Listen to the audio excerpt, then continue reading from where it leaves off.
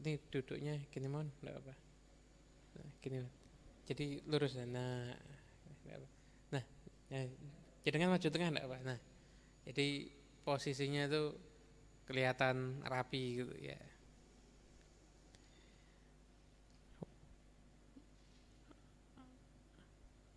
Al-Fatihah. Nawaina ta'lim wa ta'allum wal ifadah istifadah naf'al intifa' wa tadhakkur tadhkir. Tumlar sahibul kitab al-habib Muhammad bin Shalih al-Habsyi wa usulihim wa fur'im wa syekhim ajma'in wa illa khad Nabi Muhammad sallallahu alaihi wasallam. Al-Fatihah. A'udzu billahi minasyaitonir rajim. Bismillahirrahmanirrahim. Rabbil alamin arrahmanirrahim maliki yaumiddin iyyaka na'budu wa iyyaka nasta'in ihdinas mustaqim an'amta 'alaihim ghairil maghdubi 'alaihim waladdallin amin. Assalamualaikum warahmatullahi wabarakatuh. Wa na'udzu billahi min syururi anfusina wa sayyiati a'malina. May yahdihillahu fala mudhillalah wa may yudlil fala hadiyalah. Allahumma shalli wa sallim ala sayyidina Muhammadin miftahi babi rahmatillah adada ma fi ilmillah salatan wa salaman daimaini bidawami mulkillah wa ala alihi wa sahbihi amma ba'du. Hadirin yang dimuliakan Allah Subhanahu wa taala, para pemirsa streaming ataupun yang menyaksikan lewat siaran langsung Facebook dimanapun Anda berada, semoga kita semuanya insyaallah diberkahi Allah Subhanahu wa taala dalam ilmu kita, dalam kegiatan kita, dan dalam semua aktivitas kita. Jadikan malam hari ini kita semuanya dapat ilmu yang manfaat dunia dan akhirat. Amin ya rabbal alamin. Ini pertemuan terakhir tentang bab najis. Kita akan membahas tentang cara menghilangkan najis. Cara menghilangkan najis. Bismillahirrahmanirrahim. Radhiyallahu ankum wa qala radhiyallahu anhu wa idza tanajjasa syai'un bi mulaqati kalbin aw khinzirin aw far'ihima ma'a rutubati ghusila sab'an ma'a masji ihdahunna bit turabit tahuri wal afdalu fil ula thumma fi ghairil akhirah.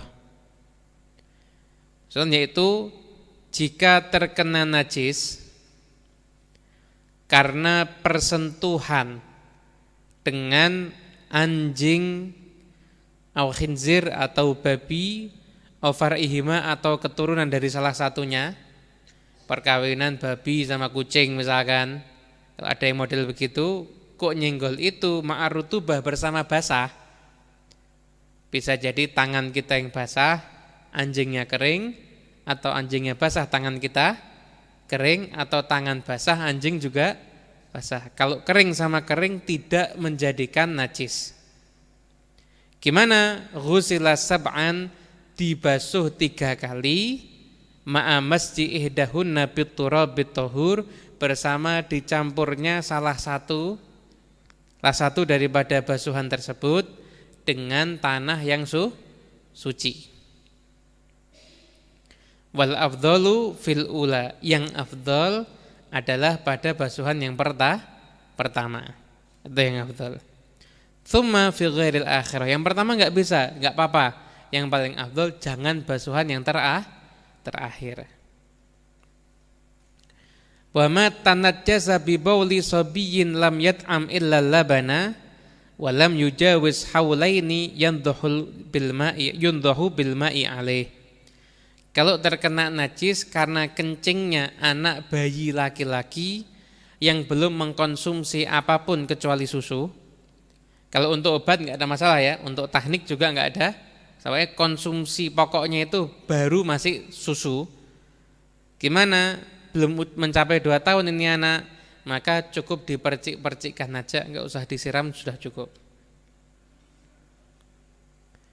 Wa ma tanajjasa bi ghairi dzalik, yang menjadi najis dengan selain itu, wajabat izalatu ainihi, maka wajib kita hilangkan benda najisnya, wa ta'mihi, rasanya, wa rihihi, baunya, wa launihi, dan warnanya.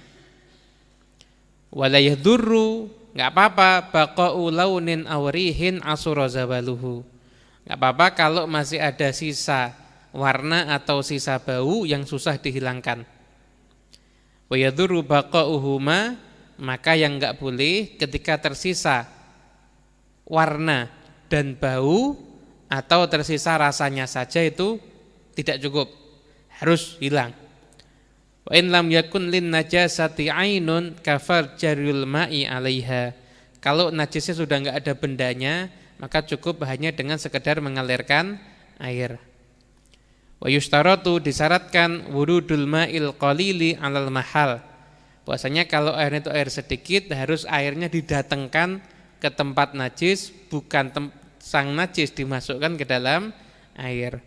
Wal ghusalatu tahiratun, air bekas membasuh najis itu suci, idza lam tataghayyar, jika tidak berubah, walam tafkul, jika tidak bertambah banyak, waqat taharul mahal, dan tempatnya juga telah kita hukumi suci.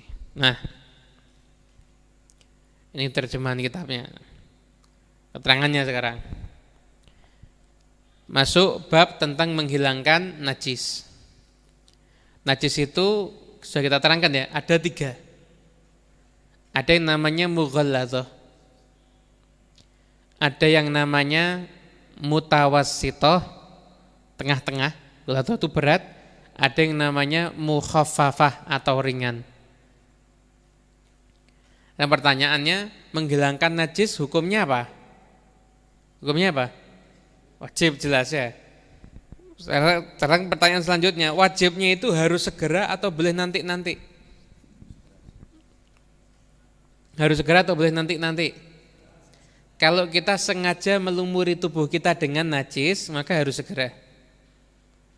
Harus segera. Kalau enggak sengaja kena dan belum mau sholat, boleh nanti, tapi tetap wajib untuk dihilangkan.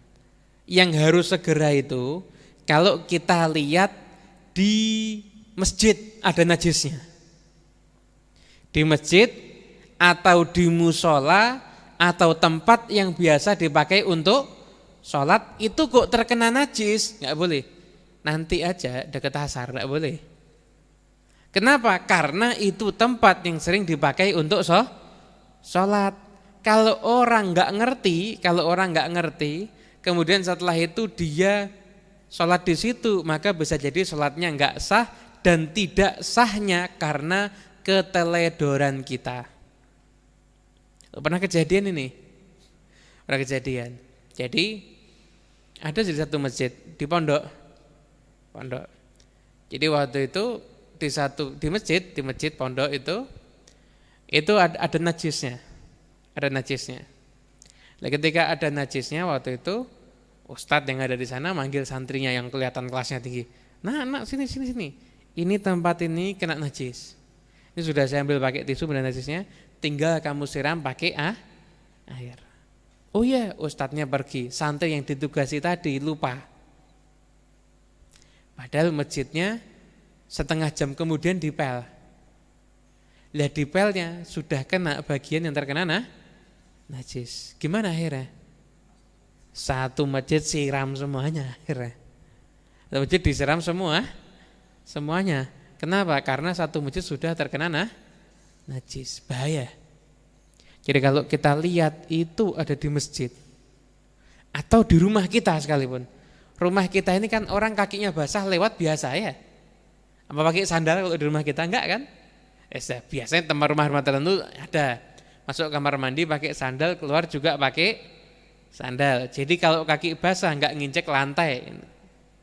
Ini yang rumahnya model begini bagus.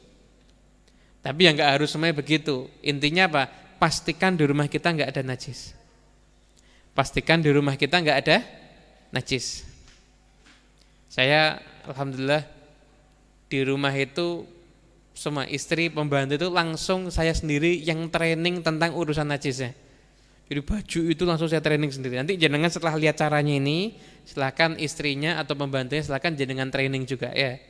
Khusus cara membersihkan najis. Nanti akan kita praktekkan lagi, sudah ada kopi, tisu, sama air. Sebenarnya saya mau pakai tanah. Cuma Apa perlu? Enggak usah ya. Bisa dipahami ya insyaallah ya. Tanahnya kan bisa dipahami. Enggak usah pakai contoh tanah ya. Pastinya mau saya pakai waktu itu kita mau prakteknya itu ada di luar situ. Cuma akhirnya mikirnya lagi udah di luar situ, yang kelihatan cuma laki-laki. Masa ibu-ibu mau ikut susuan lihat di sana kan nggak mungkin. Prakteknya di luar sana nanti kita bisa pakai tanah. Untuk di sini pakai tanah jangan.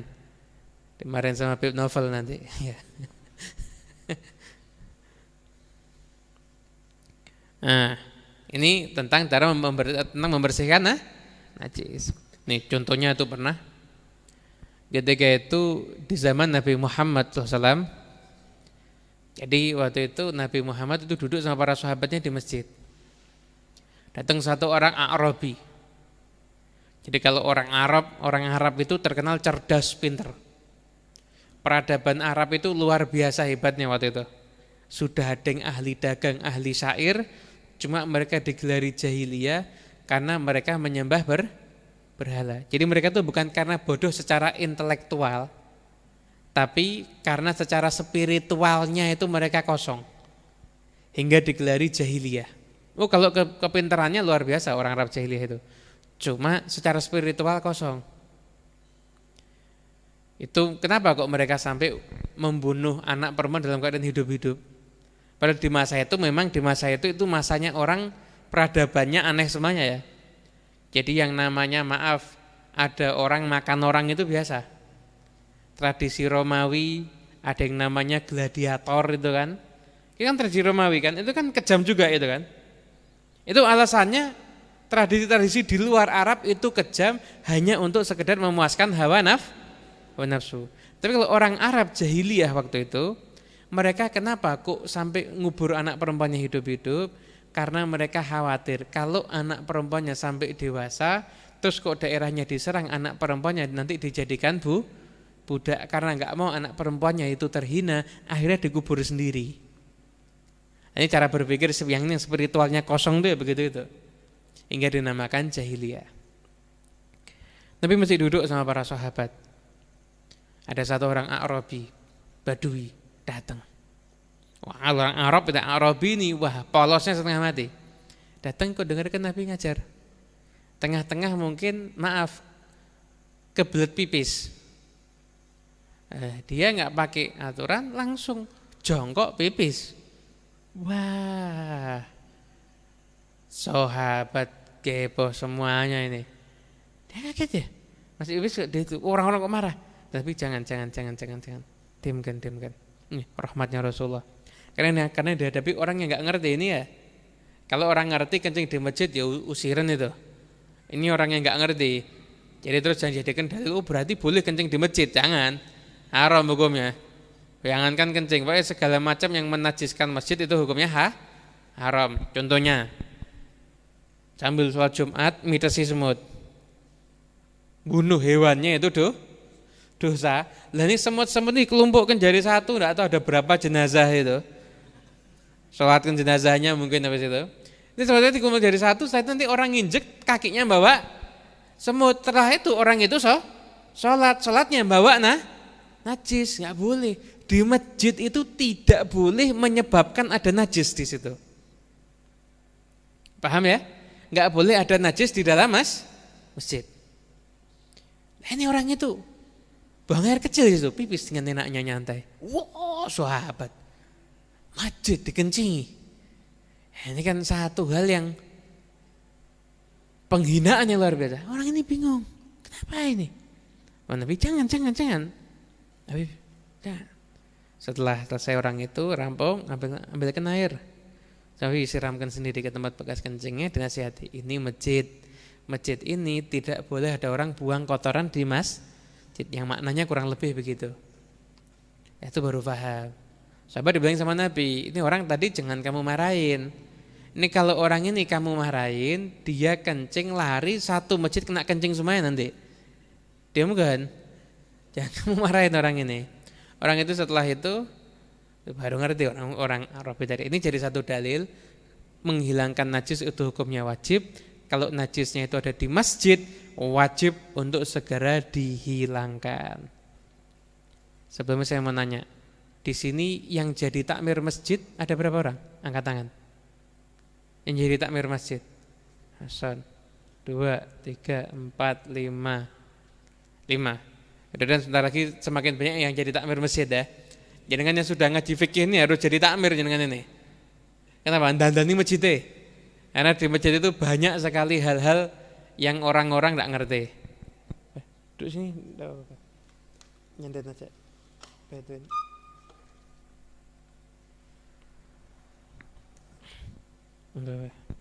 Ini singgasananya beliau ini,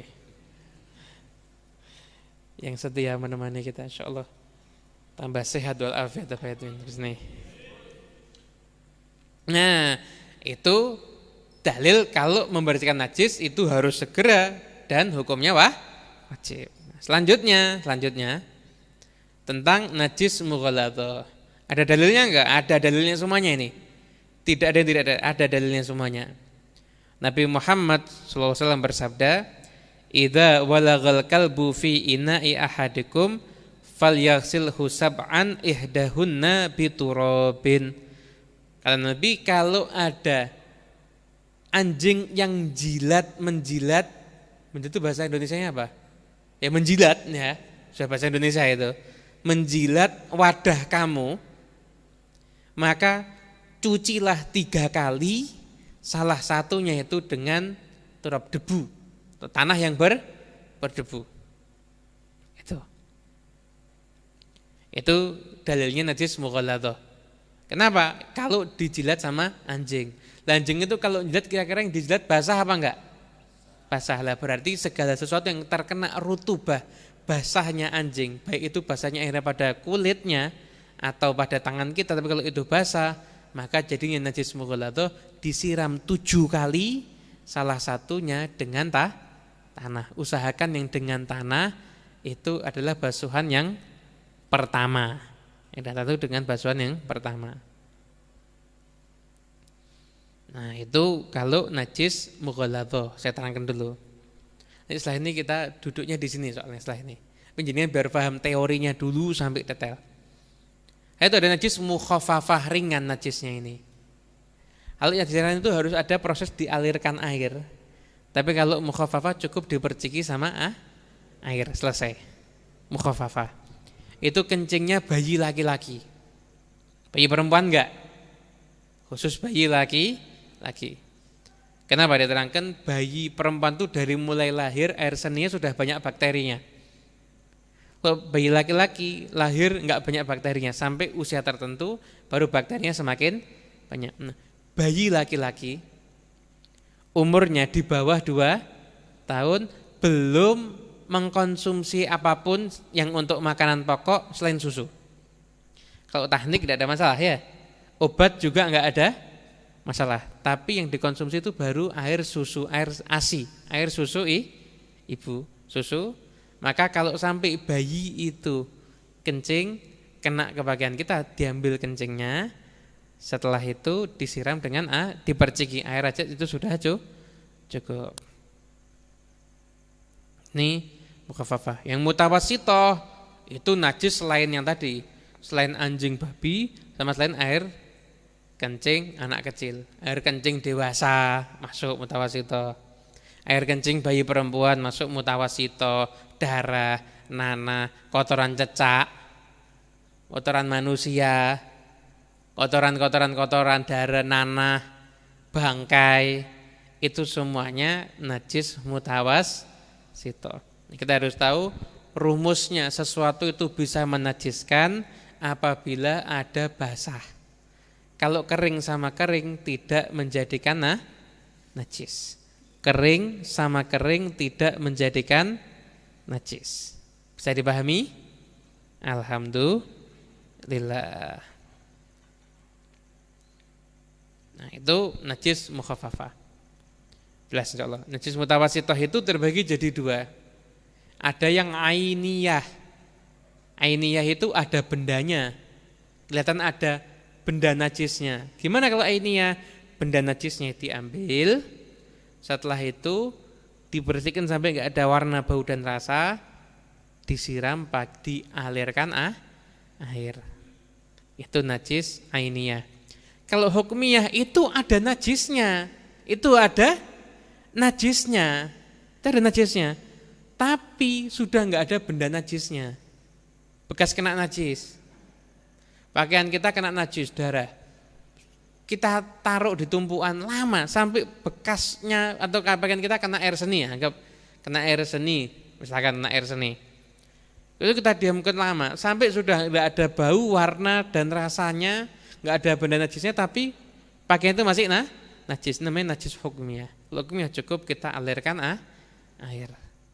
Nah, sekarang kalau airnya itu sedikit, maka air yang mendatangi najis. Air yang mendatangi, tapi kalau airnya itu banyak, 2 kula 216 liter, maka ketika itu hukumnya baru boleh najisnya yang mendatangi air. Kalau pakaian kita kena najis, najisnya hukmiyah ya, najisnya itu hukmiyah. Itu pakaian kita jadikan satu, masukkan ke ember, kita siram air sampai airnya itu melebihi pakaiannya, jadi terendam sudahan najis-najis ini, maka ini hukumnya semuanya sudah menjadi suci. Airnya itu pun juga suci. Karena enggak ada perubahan. Kalau ada perubahan, airnya itu hukumnya juga suci. Tapi kalau sebaliknya, ada air, terus setelah itu kita masukkan benda najis di situ, maka ya airnya jadi ikut najis. Paham ya? Jadi ikut najis. Nah, ini mungkin tata cara atau teori tentang cara pembersihan najis. Nah, jadi kalau mau nanya disimpan dulu pertanyaannya. Nanti ada sesi tanya jawab, tapi kita akan praktek dulu. Saya tak minum yang bisa diminum dulu.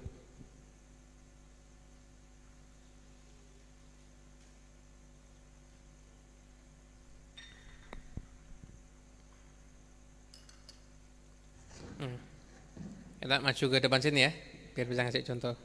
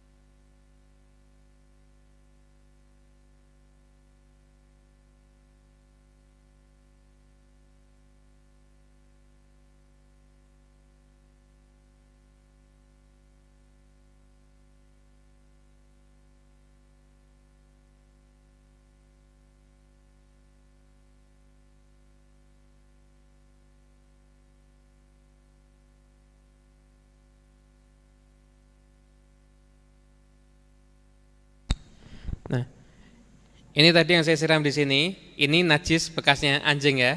Saya ambil dulu sekarang. Nah, sampai bersih. Ini sekarang ada benda najisnya enggak? Enggak ada kan? Enggak ada benda najisnya. Ada bekasnya enggak? Bekasnya ada, tapi kan enggak kelihatan kan ini? Sudah tidak kelihatan ada tanda-tanda di sini pernah ada najis. Kalau perlu enggak ada saya jenengan juga nyium. Oh, enggak ada baunya juga. Sudah enggak ada baunya, sudah enggak ada warnanya. Insyaallah sudah enggak ada rasanya. Jangan saya disuruh jilat. Sudah enggak ada rasanya ini insyaallah. Sudah enggak ada rasanya. Gimana? Ini sudah suci atau belum? Belum. Ini masih belum suci. Ini najis mughaladhah ya. Ini najis mughaladhah. Ini masih belum suci. Gimana? Saya ambil, anggap ini ciduknya. Ini ciduknya. Cidukan pertama itu saya kasih tanah. Tanahnya ndak harus diambilkan satu cangkul masukkan, nggak usah. Sekiranya tanah yang saya masukkan itu bisa menjadikan airnya menjadi keruh. Airnya menjadi keruh. Paham keruh? Budak. Nah, ndak paham keruh saya terangkan. Jawane budak nggih. Airnya itu menjadi keruh, bahasa Jawanya budak. Keruh. Nah, saya alirkan begini. Ini semua tempat yang kena mughaladah tadi sudah terkena air kan? Sudah terkena air. Kita lihat airnya berubah enggak sifatnya? Enggak ya? Enggak. Berarti ini sudah suci.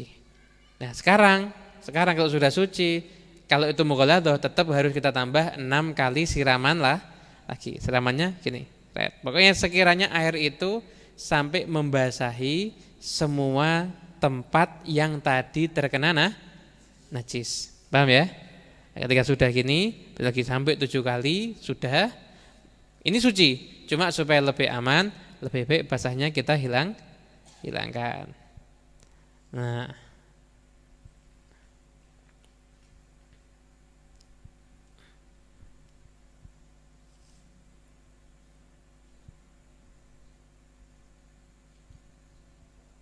paham ya? Anggap ini sudah selesai. Ini mau dipel, monggo. Kenapa? Ini sudah suci. Bisa dipahami? Ini kalau mughaladah. Nah, kalau mukhafafah, anggap mukhafafah itu kena sedikit. Anggap kena sedikit. Nah, ini anggap ini air seninya. Ini air seninya. Gimana kalau mukhafafah? Hilangi dulu bendanya. Nah, gak ada air kencingnya kan sudah? Cukup kita ambilkan air. Begini.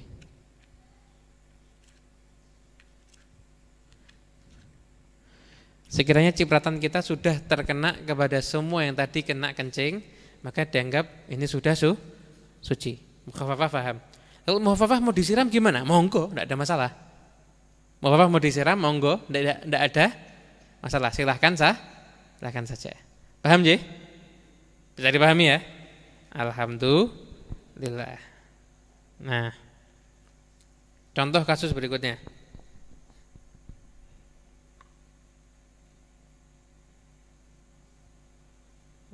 Ada kentelannya ini. Anggap ini najis, bekasnya darah. Kita tiba-tiba menemukan di masjid kita ada darah. Gak ngerti ini darahnya kucing, darahnya tikus, pokoknya ada darah.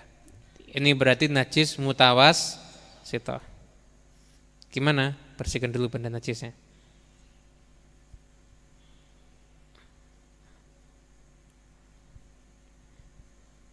Benda najisnya. Bersihkan lagi.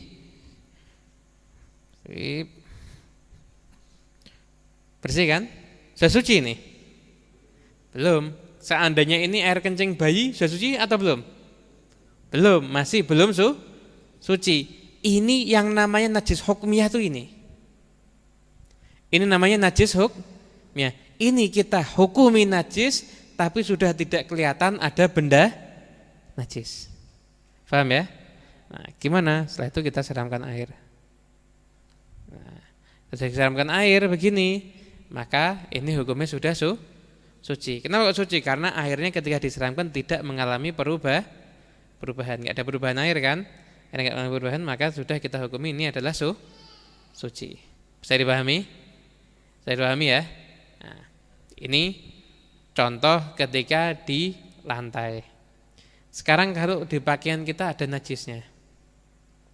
Kalau di pakaian kita ada najisnya.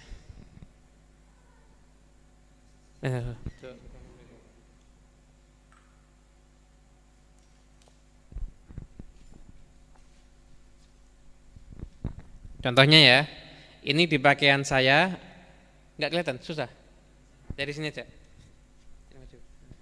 Bukunya taruh di sini boleh? Ya. Contohnya ya, di pakaian saya di ujung ini ada najisnya. Saya mau membersihkan najis tanpa saya harus jangan kasih kopi, kotor nanti. Ini di pakaian saya, di ujung pakaian saya ada najisnya. Saya mau membersihkan ini tanpa saya harus mencopot pakaian saya. Bisa atau enggak? Bisa aja. Ambil tisu. Ambil tisu yang kena najis, saya ambil dulu benda najisnya. Saya ambil dulu benda najisnya.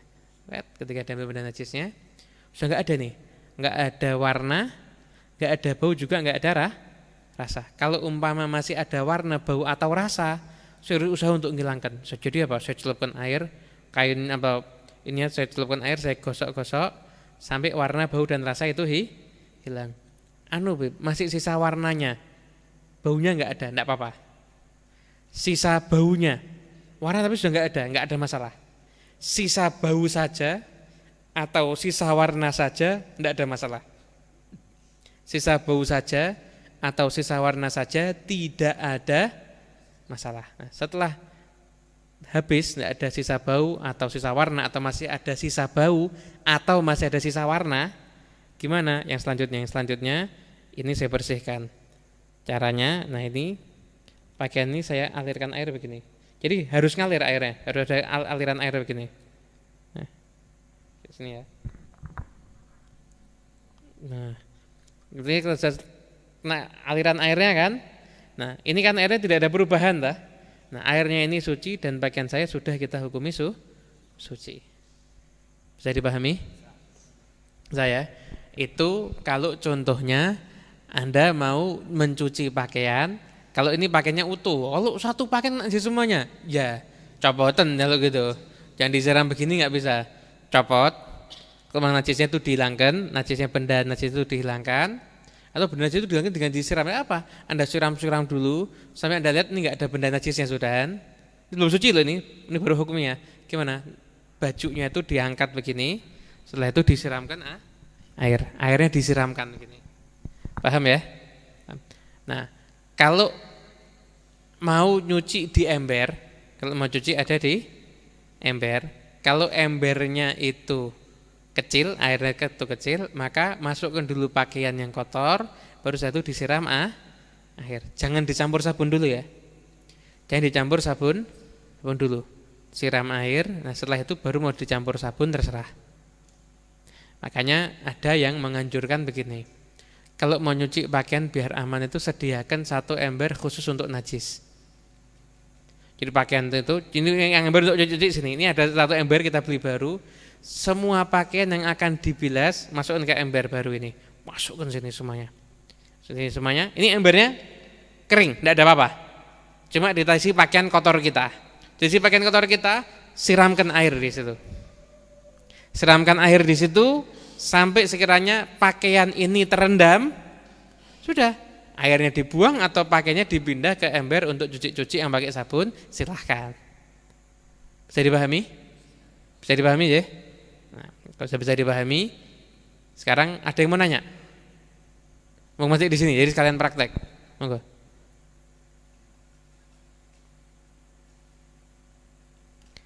Nggak harus balik dulu kan, tidak apa-apa ya Mas Rio ya, di sini. Ada yang mau nanya? Silakan. Ini permasalahannya kalau hadisnya itu ada di pas sholat, di waktu sholat itu kan biasanya di lapangan gitu. Iya. Nah, kalau di lapangan itu kadang kan ada kotoran seperti kambing atau gimana itu kan banyak. Nah itu misalkan seandainya kita pakai sajadah, itu kan kalau pakai berbun, nah kita gelar itu sajadahnya basah itu gimana itu? Apa masih bisa dipakai? Ya. Bismillahirrahmanirrahim. Jadi ketika sholat id, kita mau sholat di lapangan, setelah itu kita menggelar sajadah. Sekarang kita harus tahu, di tempat yang kita gelar itu ada najisnya enggak? Kalau kita enggak tahu, tapi bisa jadi iya, bisa jadi tidak. Kalau selama kita enggak kelihatan najis, tidak bisa kita hukumi najis. Ya kita kelar sajadah mau basah terserah, karena ke tempat itu tidak kita hukumi najis. Nah mungkin yang saya kasih contoh yang agak gampang aja. Masjid-masjid yang ada di kampung-kampung, ada di daerah yang dekat sawah, masjid-masjid mewah, mepet sawah. Sejajet mewah itu kalau musim hujan begini kadang-kadang banyak laronnya. Ya laronnya itu banyak sekali. Padahal kita sholat di laron itu kan sayap-sayap bekasnya laron itu kan bangkai itu kan berarti. Lah bangkai itu kan kalau kena air dimakfu itu. Tapi kalau karena nggak ada darah yang mengalir, tapi kalau nggak kena air ketika sholat itu tidak dimakfu. Gimana? Nah itu kita gelarin sejadah. Bawah kita ini najis bangkai semuanya. Kita sholat di atas sejadah itu nggak apa-apa. Jadi yang diinjak itu tidak bisa dipakai dinamakan thawb, pakaian nggak bisa.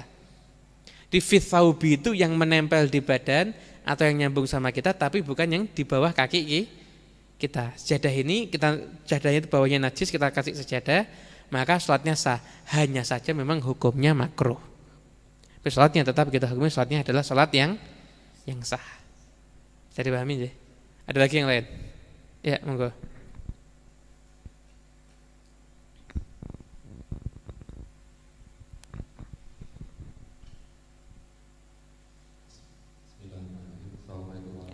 Waalaikumsalam warahmatullahi wabarakatuh.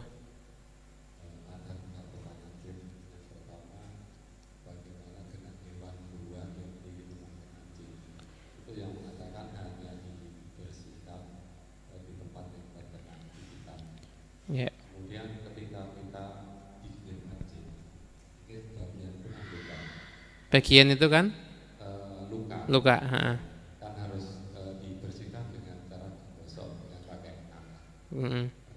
Itu misalkan itu terjadi luka parah, mungkin tidak mungkin bisa digosok dengan tangan karena mungkin merasa sakit dan sebagainya.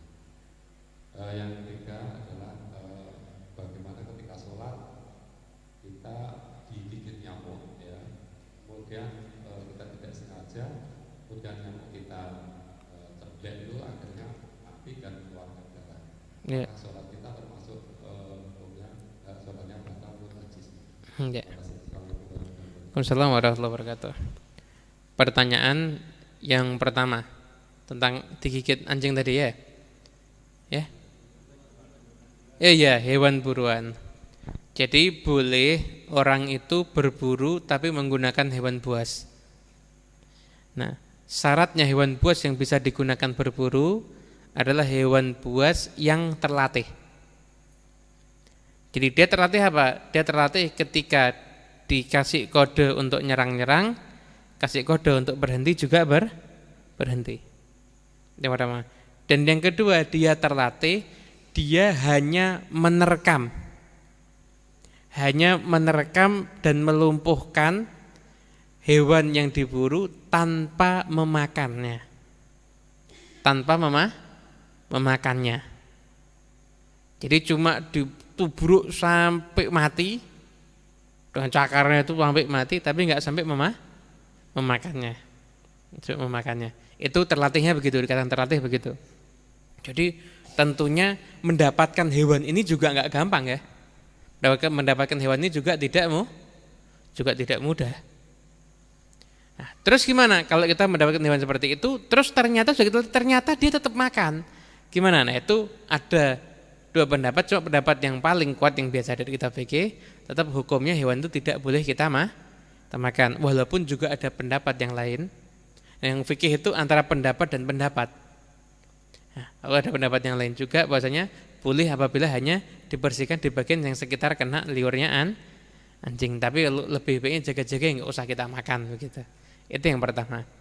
Yang kedua, bukan digosok dengan tanah, akan tetapi disiram dengan air yang air itu bercampur dengan tanah.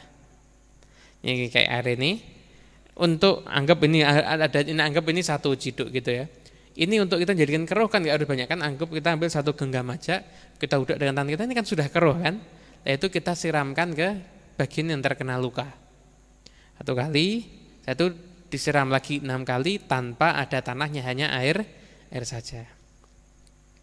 Terus gimana? Lah kalau seandainya ini lukanya parah, ini tidak bisa disiram dengan tanah. Ini kalau disiram dengan tanah, maka ini bisa jadi berbahaya. Disiram dengan air saja itu juga tidak boleh. Kalau seperti itu namanya keadaan darurat. Ya sudah, dia sholat aja. Nanti kalau sudah bisa ya baru dia siram gitu. Itu yang kedua. Yang ketiga tadi nyamuk. Nah, kita kan kemarin sudah belajar darah yang sedikit itu dihukumi dima'fu kalau di dalam sholat. Kita kalau nepuk nyamuk, nyeples itu Jawa nih, nepuk nyamuk gini. Nah, ketika kita tepuk itu nyamuknya, maka darahnya kan cuma sedikit pasti. Wah, mungkin buarah gitu semua kan, nggak mungkin. Darah kan cuma sedikit. Gimana? Darahnya ini dima'fu. Tapi kita jangan lupa bangkainya yang tidak dima'fu. Bangkainya yang tidak dima'fu, sehingga dihukumi sholatnya adalah batal. Paham? Sekarang yang mau nanya yang sekiranya butuh dipraktekkan dulu siapa? Nanti kalau memang sudah ada pertanyaan biasa saya kembali ke di sini lagi. Ada yang mau tanya dengan dipraktekkan? Ibu-ibu yang di belakang? Ada yang mau nanya yang harus butuh praktek? Kalau kakinya itu kan lagi luka. Assalamualaikum warahmatullahi wabarakatuh. Bib, kalau kakinya kan pas sholat itu loh, kan punya luka. Nah, itu pas sholat atau sujud atau ngapain itu keluar nanah atau darah itu dihukumin apa sholatnya, Bib? Bismillahirrahmanirrahim. Nah, dalam sholat ada beberapa najis yang dima'fu. Di antaranya adalah darah atau nanah atau cairan bekas luka. Nah, cairan bekas luka atau nanah ketika itu keluar dan ada ketika kita sholat, itu najis, tapi itu hukumnya dima'fu sehingga tidak bisa menghalangi sahnya sholat kita. Sholatnya kita tetap hukumnya adalah sah. Sekalipun banyak ngalir, sekalipun tiba-tiba banyak darahnya, maka tetap hukumnya adalah dima'fu. Itu. Karena itu masih ada di area darahnya kita sendiri dan di area dari tempat keluarnya darah itu, sehingga itu dima'fu. Jelas ya. Ada lagi yang butuh dipraktekkan? Monggo.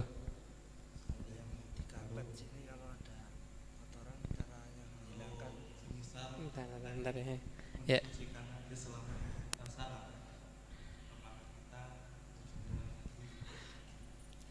Yaghfirullahu ma qad salaf. Insyaallah yang dulu sudah diampuni sama Allah. Cuma nah sekarang kita gini.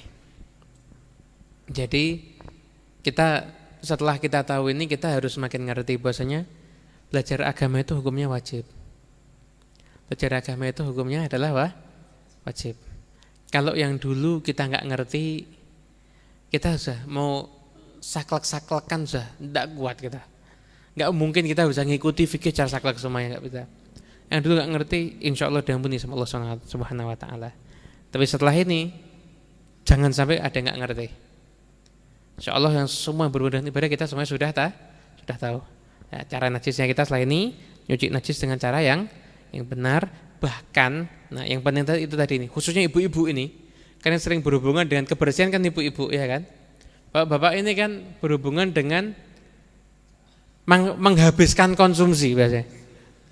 Ya, memberikan uang untuk belanja dan menghabiskan belanjaan itu bapak-bapak ya. Ibu-ibu kan masak, nanti yang berhubungan dengan seperti ini. Itu yang berhubungan dengan itu adalah ibu-ibu. Gimana lah untuk ibu-ibu atau bapak yang lihat ini, maka Anda setelah pulang dari sini, Anda harus bisa mengajarkan lagi kepada orang yang ada di rumah Anda.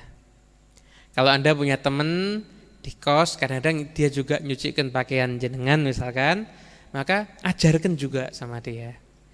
Jadi intinya ilmu di sini tuh jangan cuma berhenti sampai di sini, tapi harus kita sampaikan dan kita ajarkan kepada orang lain. Ini tadi cukup atau perlu diulangi lagi kira-kira? Cukup ya, insya Allah sudah cukup jelas kan? Jadi najisnya itu diambil dulu, itu enggak harus tisu ya. Mau ada kain, tapi kainnya itu kain najis nanti jadinya. Mau pakai kain boleh sampai sekiranya bekasnya sudah hilang, kemudian airnya itu dialirkan begini. Jadi caranya nyuci pakaian juga sudah diajarkan kan? Semuanya sudah jelas insya Allah. Ada lagi? Ya monggo. Najisnya yang berada di karpet gimana, Bib? Karpet masjid, soalnya di masjid saya itu semuanya dikasih karpet. Padahal setiap malam itu banyak kotoran cecak atau yang lainnya bahkan hewan mati pun banyak. Bismillahirrahmanirrahim. Nah, gimana kalau sekarang itu ada di karpet? Padahal kan banyak masjid yang pakai karpet. Nah, kita kan harus tahu bahwasanya karpet itu kalau bisa yang jadi gini, terputus begini loh. Bagian depannya kena najis itu diambil, bisa yang itu dibersihkan. Nah, gimana kalau itu di karpet? Sekarang kita lihat dulu, menajiskan atau tidak. Kalau cuma bangkai hewan yang kering, yang kan kering sama kering kan nggak najis kan? Nggak ada masalah. Tidak ada masalah. Tapi kalau memang itu najis yang basah. Contohnya, ada orang sholat di situ ngejak anaknya. Anaknya nggak pakai pempes. Bapaknya sholat memakmurkan masjid, anaknya di belakang kencing ngotori masjid. Ini kan kolaborasi yang indah antara bapak dan anak ini. Umpama terjadi begitu. Bapaknya sholat, lalu bapaknya yang jadi imam, anaknya di belakang kencing di masjid, di karpet. Gimana? Ya sudah, angkat karpetnya, bersihkan dengan cara yang seperti tadi itu. Tapi kalau cuma bangkai aja kan bisa kita ambil. Tanpa harus kita siram dengan air, karena bangkai itu najis. Tapi kalau kering tidak menajiskan. Jadi paham? Ada najis, ada menajiskan. Paham ya? Ada najis, ada menajiskan. Ada tiba-tiba ada bangkai seperti ini. Najis apa enggak ini? Najis. Tapi apakah menajiskan? Belum tentu, karena tidak basah. Kencing, najis. Menajiskan enggak? Menajiskan karena basah. Paham ya? Ada lagi? Monggo, boleh. 2 lagi, 3 lagi boleh. Kalau kita makan di warung, ini kan piringnya kotor, sama pakai sabun, buat tidak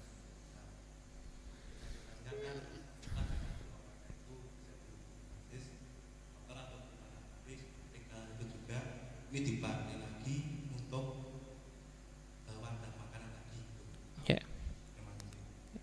Bismillahirrahmanirrahim. Kita harus tahu makanan yang dicuci dengan cara tadi itu makanannya najis atau enggak.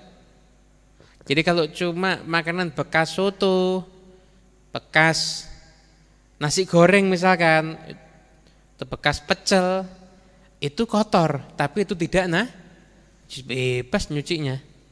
Nyucinya adalah bebas. Nah, yang repot kadang-kadang begini.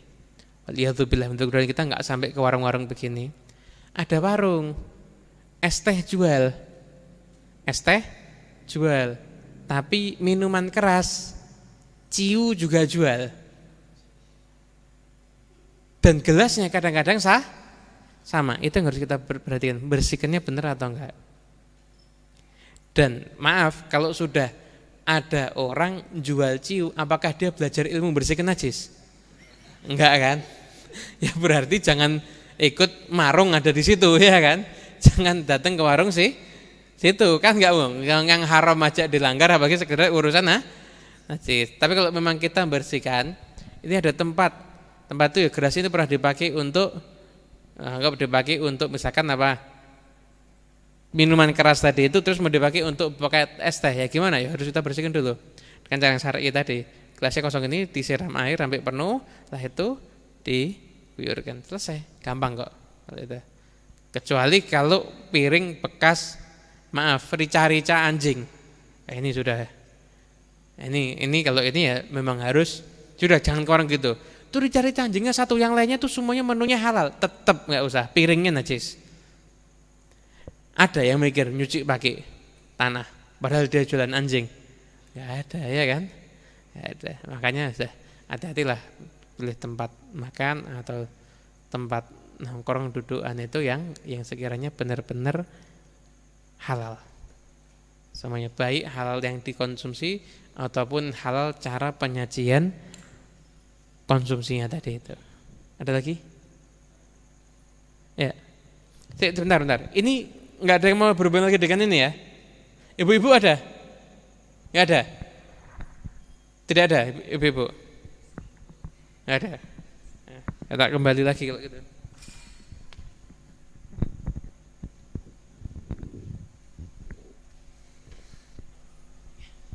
Monggo, silakan yang mana ya? Waalaikumsalam warahmatullahi wabarakatuh. Ini mau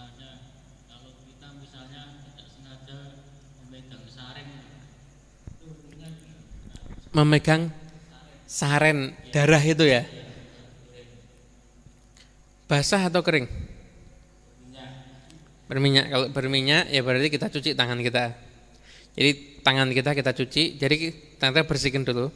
Sampai nggak ada ambil tisu dulu, ambil tisu. Bersihkan, masih ada warna bau dan rasa enggak? Biasanya minyak itu masih ada kan.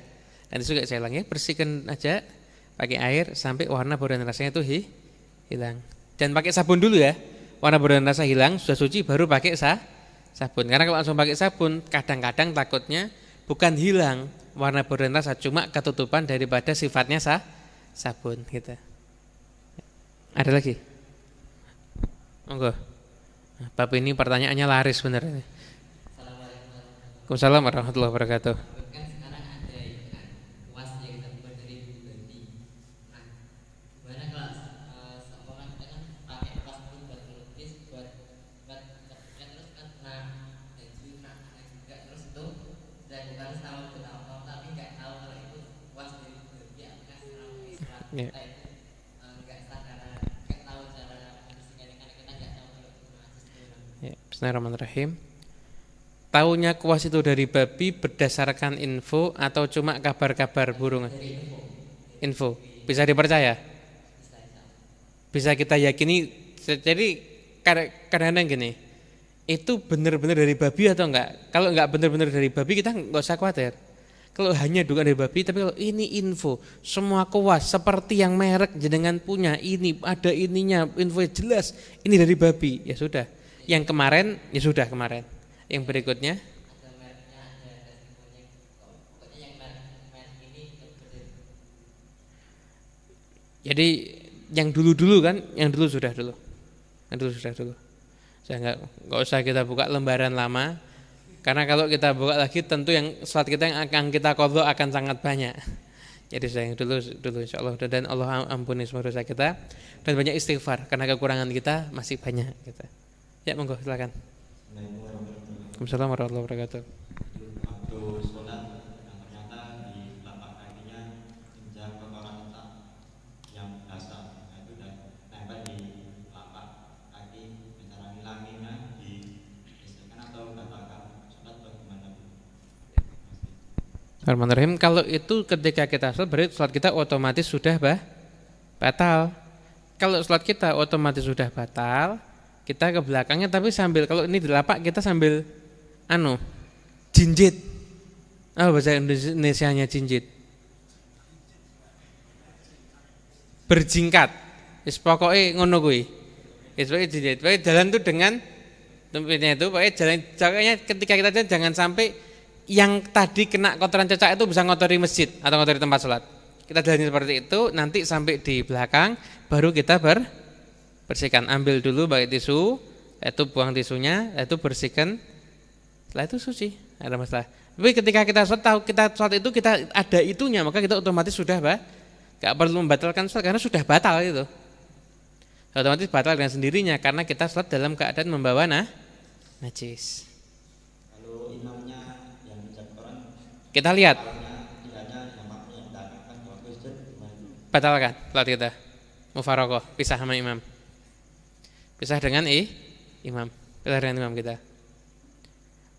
Cuma kita sendiri ya. Kalau cuma kita ya kita aja.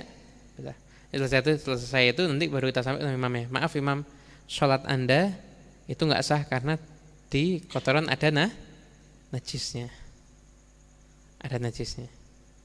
Paham ya? Mudah-mudahan bukan sholat Jumat. Mudah-mudahan bukan sholat Jumat. Ada lagi? Ini ada satu kisah. Ini saya dengar waktu dari ceramahnya Habib Umar Al-Mutahhar. Jadi di pengadilan ada kasus imam dipukul sama makmum. Imam dipukul sama makmum. Makmumnya ditanya, "Benar Tuan makmum kamu memukul imam?" "Iya benar. Tapi tolong dengarkan dulu kisahnya." "Kenapa? Saya ini pulang kerja capek sore mau ngajak istri keliling belanja. Habis maghrib kita berangkat sampai di jalan masuk toko-toko tiba-tiba adzan isya. Jadi saya mengingatkan, kamu sholat mas, Enggak pernah sholat masjid kan nimbung di luar, ayo sholat di masjid aja, saya nunggu di luar masjid. Masuk ke masjid suaminya, sholat. Waladhdallin, amin. Rakaat pertama imam baca surat Al-Kahfi. Imamnya baca yang lama lagi. Baca surat Al-Kahfi. Ya Allah, udah selesai. Sambil nih makmum bilang, ya Allah mudah-mudahan nanti imam rakaat kedua baca inna atau ina aja insya-Allah. Biar sholatnya agak cepat. Ini tokonya takut tutup ini, istrinya nungguin. Jadi imamnya tua, lama bacanya. Rakaat kedua ternyata baca surat Yasin. Lama bacanya. Rakaat ketiga, rakaat keempat, selesai salam, imam berdiri. Maaf, saya tadi lupa enggak wudu, ayo sholatnya diulangi lagi. Makmumnya berdiri, imamnya dipukul.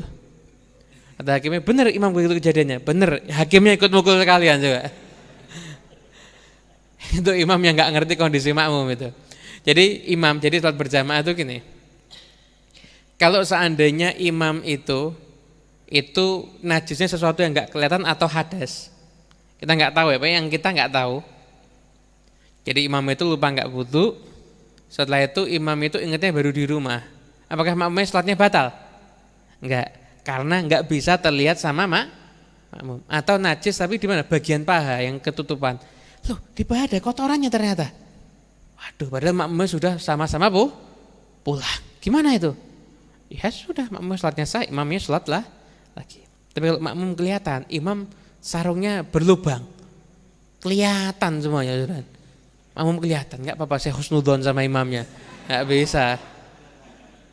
Sudah begitu makmum kelihatan imamnya ini batal, makmum nggak boleh ngikut lagi sama imam. Entah sarungnya berlubang, itu sekalipun kadang-kadang lubangnya sama sarungnya gede lubangnya mungkin. Sarungnya berlubang atau mungkin ada najisnya atau mungkin imamnya buang gas. Imamnya mungkin agak budak, rukuk buang gas. Dia enggak kedengeran, tapi makmumnya kedengeran semuanya. Batal, makmumnya enggak boleh ngikuti lagi, harus pisah dari imam gitu. Ada lagi? Monggo silakan. Ada lagi? Ya, monggo. Mik. Ini ibu-ibu tumben enggak ada yang nanya ini. Yang biasanya enggak teko.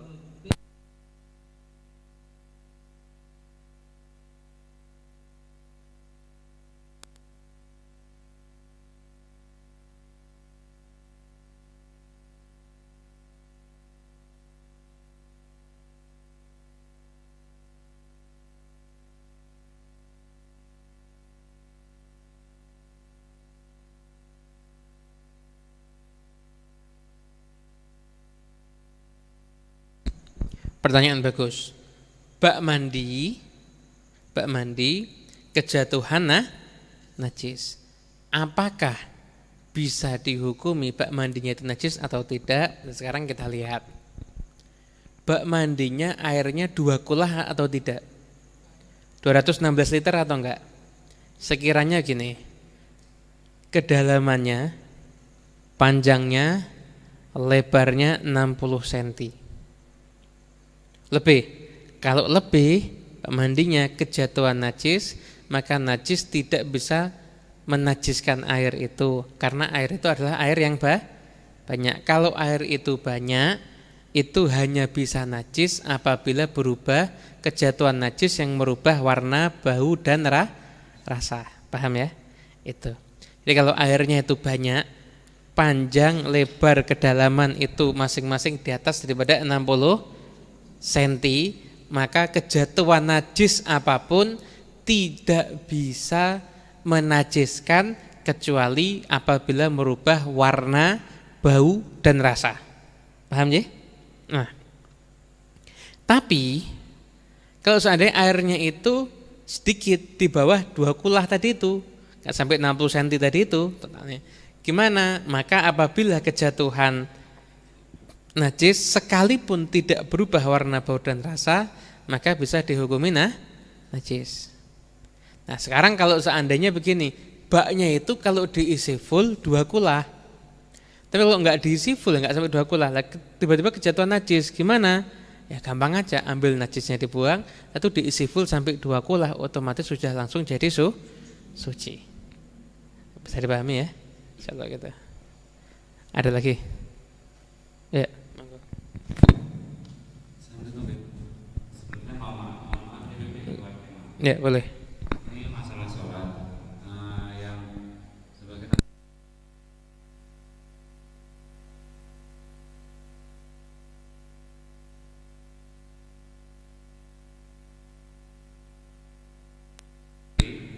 itu bagaimana tindakan kita, atau saya tarik ke kanan sebagaimana sebelum naik seorang sahabat, atau kita diam aja yang pertama. Yang kedua, kalau itu yang terjadi pada orang lain, kita ada di belakang duduk lagi pikir bagaimana dia di depan itu ada orang sholat sendirian atau dia berdua langsung sama makmum, tapi imamnya itu nggak paham, artinya dia sama makmum di sebelah kiri tapi diam aja itu sampai selesai. Ya. Itu tindakan kita bagaimana? Apa kita tarik atau kita terus sampai selesai baru kita kasih tahu? Ya. Terima kasih. Assalamualaikum warahmatullahi wabarakatuh. Nah, jadi posisi apabila imam satu, makmumnya di sebelah kanan, ini hukumnya adalah sunnah. Hukumnya adalah sunnah. Jadi seandainya di belakang pun atau di sebelah kiri pun tidak membatalkan sholat. Nah sekarang apakah perlu kita menggeser? Kita lihat dulu. Kalau orang itu ketika kita geser akan paham, nggak ada masalah. Contoh nih, saya ustadz, saya punya santri saya sholat di sebelah kiri, santrinya saya geser, insya Allah nggak akan bingung dia. Karena saya ustadznya, dia ngerti, ini pasti saya salah, dia ngerti gitu. Tapi kalau itu orang lain yang apabila kalau jenengan geser dia akan bingung, sebaiknya nggak usah. Orang lain tiba-tiba geser, padu iki iso berkelahi nanti. Maksudnya apa? Saya sudah digeser kan, bingung kan nanti. Jadi kita lihat, memungkinkan enggak? Kalau kita geser dia bisa paham enggak? Kalau dia bisa paham silakan digeser. Kalau dia nggak bisa paham ya nggak usah. Anak kita geser nggak ada masalah. Ya, kalau orang lain yang sekiranya dia belum tentu memahami maksud kita, kalau digeser bisa jadi bingung dia, bisa jadi tambah nggak khusyuk salatnya, nggak usah digeser, nggak ada masalah. Salatnya aja kan tetap hukumnya adalah sah gitu. Nah, orang lain juga sama kayak tadi. Kalau untuk santri kita geser dia paham ya geser. Kalau kita geser dia bisa tambah bingung, nggak usah digeser, nggak ada masalah. Kan salatnya tetap hukumnya adalah sah gitu. Oh setelahnya kata kasih tahu nggak ada masalah. Saya tahu aja santun yang enak. Itu sunnahnya. Kita bilang sunnahnya kalau sholatnya itu makmum cuma berdua aja, yang makmum di sebelah kanannya imam gitu. Ada lagi? Ya, monggo yang tengah dulu. Assalamualaikum warahmatullahi wabarakatuh. Wassalamualaikum warahmatullahi wabarakatuh. Dan saya ada 3 di jadi 1 itu tentang najis, 2 beda sama yang satu. Nah yang pertama kan saya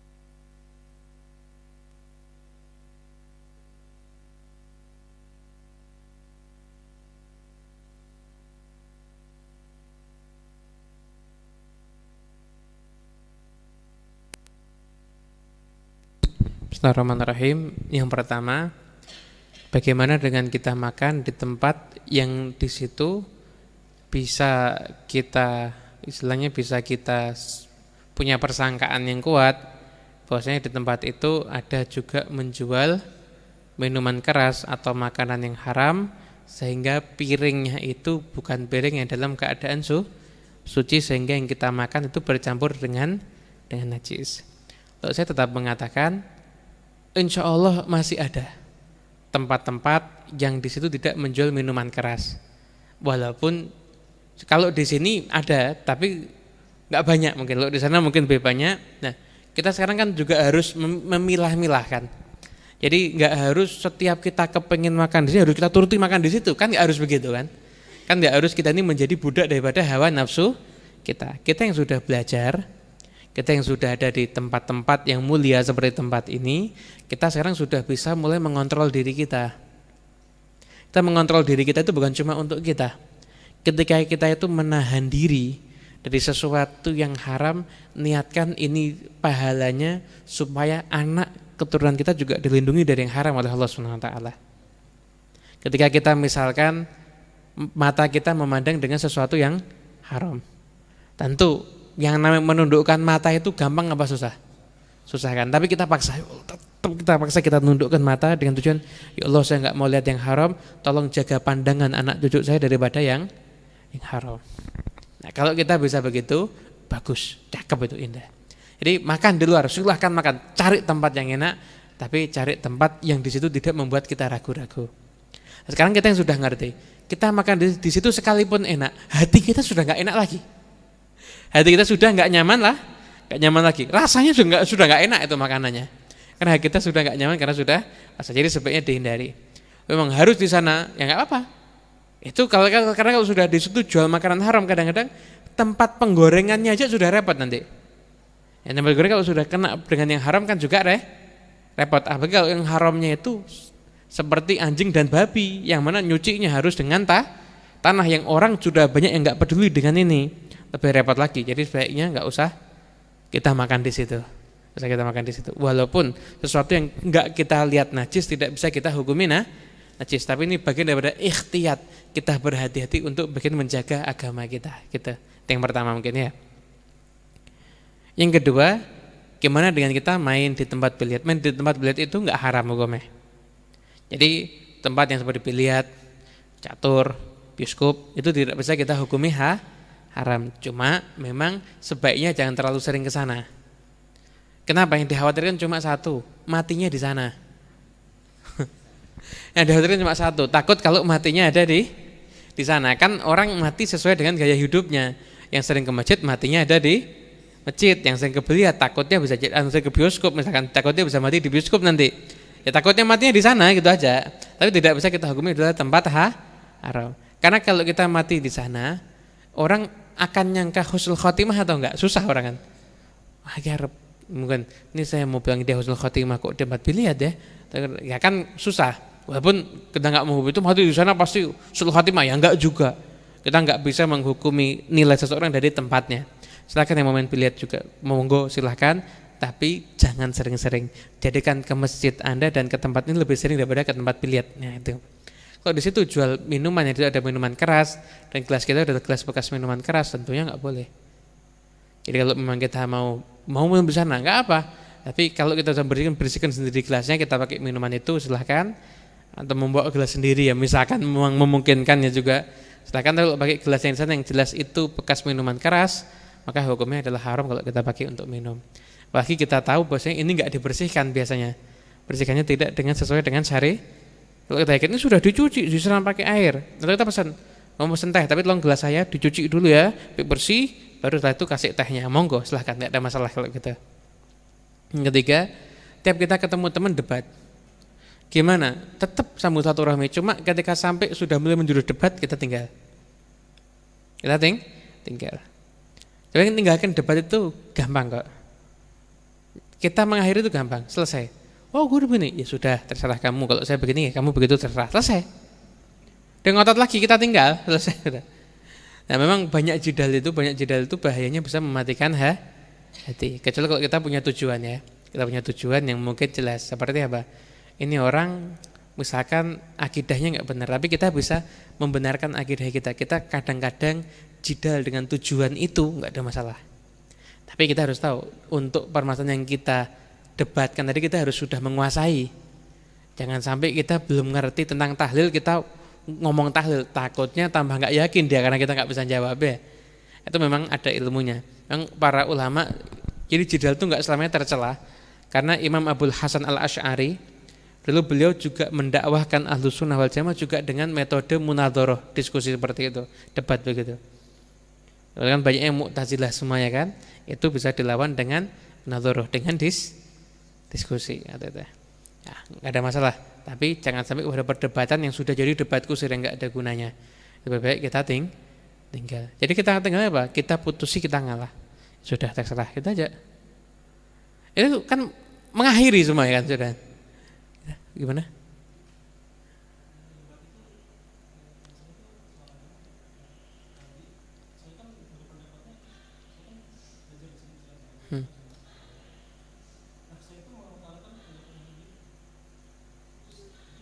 Ditentang. Ya,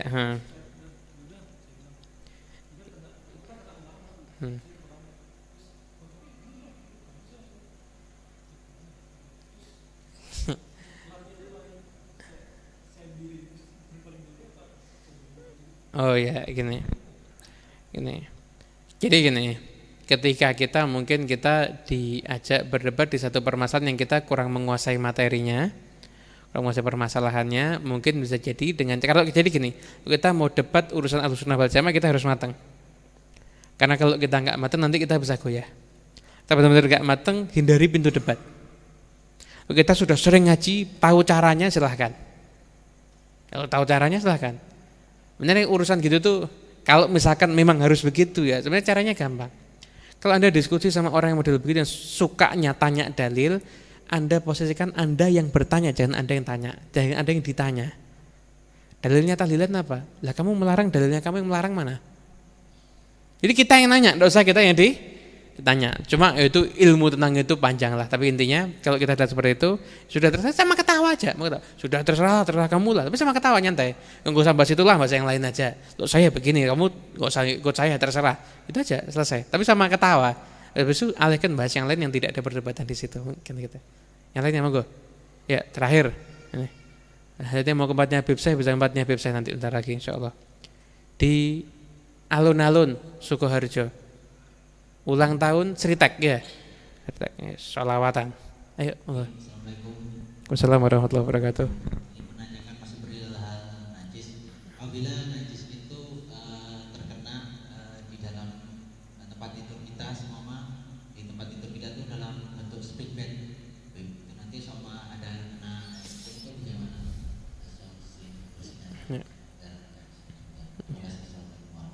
Assalamualaikum warahmatullahi wabarakatuh. Nah kalau kasur itu kan terus saya jadi gini, kita kan nggak mau sholat di kasur kan, jadi cukup spraynya aja kita bersihkan. Setelah itu kita kasih spray, kita mau sholat di situ aja boleh. Tapi kan nggak mau sholat di situ kan kita, bisa biarkan aja.